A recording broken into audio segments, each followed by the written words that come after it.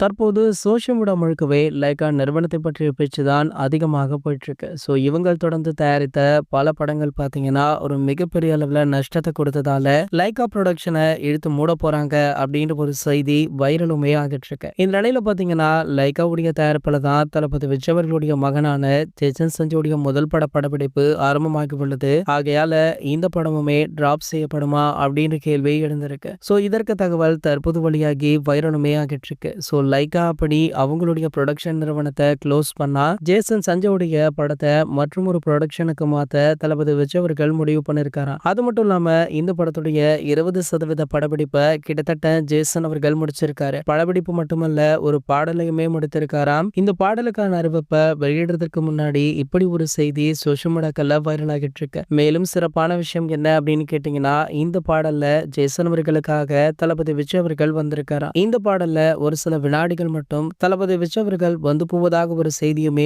Viral ஆகிட்டு இருக்கு. So ஜேசனுடைய முதல் படம் அப்படின்றதுனால தளபதி விஜய் அவர்கள் இந்த விஷயத்த பண்ணிருக்காரா. இவருக்கு முதல் படம் தளபதி விஜய் அவர்களுக்கு ஜனநாயகன் அப்படின்ற திரைப்படம் தான் கடைசி திரைப்படமாகவுமே அமைச்சிருக்கு. இந்த சம்பவத்தை பத்தி நீங்க என்ன நினைக்கிறீங்க அப்படின்றத கீழே உள்ள கமெண்ட் செக்ஷன்ல கமெண்ட் பண்ணிட்டு நம்மளுடைய தளபதி 360 அப்படின்ற நம்ம சேனலை சப்ஸ்கிரைப் பண்ணிக்கோங்க.